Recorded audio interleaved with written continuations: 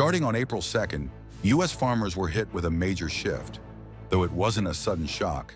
Instead, it was a slow build, like a shopper eyeing a total at the checkout and wondering how dinner got so expensive. First it was coffee, then cheese, then canned tomatoes, and now it's nearly everything. The food crisis of 2025 is no longer abstract.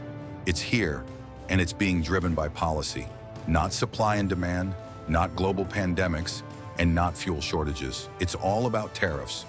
The impact of President Trump's trade war has turned grocery stores into battlegrounds, farmers into pawns, and consumers into collateral damage.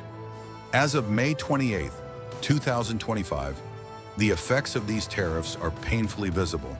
Prices are rising, shortages are spreading, and fear is growing. For many American families, the war that once seemed distant is now affecting their wallets. Let's start with the farmers. Today, the Chinese Ministry of Commerce confirmed that it has drastically reduced agricultural imports from the U.S., slashing them to historic lows. This is a direct result of a 34% retaliatory tariff on U.S. goods, imposed in response to Trump's sweeping new trade measures. The immediate fallout?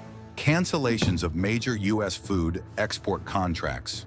From soybeans and pork to corn and wheat, farmers are left with full silos and nowhere to sell their crops.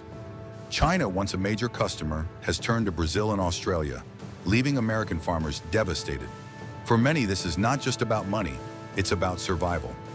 In Washington, the administration insists that the trade policy is working, but farmers are seeing something different. They're facing insolvency, consolidation, and rural towns shrinking. What was once the backbone of American agriculture is now a bargaining chip in a global trade dispute. But the effects aren't limited to raw goods. Tariffs are reshaping the processed food industry too. Walmart, the largest grocery retailer in the U.S., announced that food prices are set to rise even higher in the coming weeks. This includes everything from cheese to coffee to canned goods.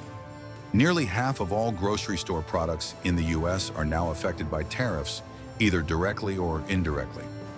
According to a new study from Yale's Budget Lab, the average American household will pay an additional $4,900 this year in grocery costs because of tariffs. Even with efforts to cut costs, such as buying generics and rationing perishables, families will face a bill higher by at least $2,600. Lower-income families who spend a larger portion of their income on food are hit the hardest. And it's not just about price, it's about availability. At ports like Los Angeles and Long Beach, cargo volumes are down, deliveries are delayed, and some products simply aren't being restocked. Specialty grocery stores, especially those serving immigrant communities in rural areas, are seeing their inventories thin, forcing them to raise prices or lose customers.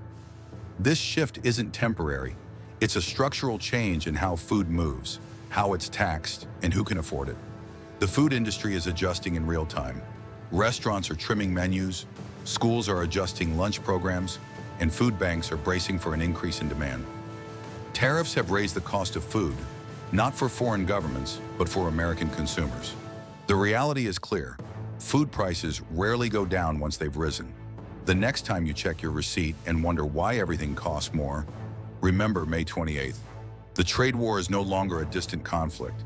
It's a reality happening one meal at a time. If you found this video insightful, don't forget to hit that subscribe button. Stay tuned for more updates and content. We've got plenty more coming your way.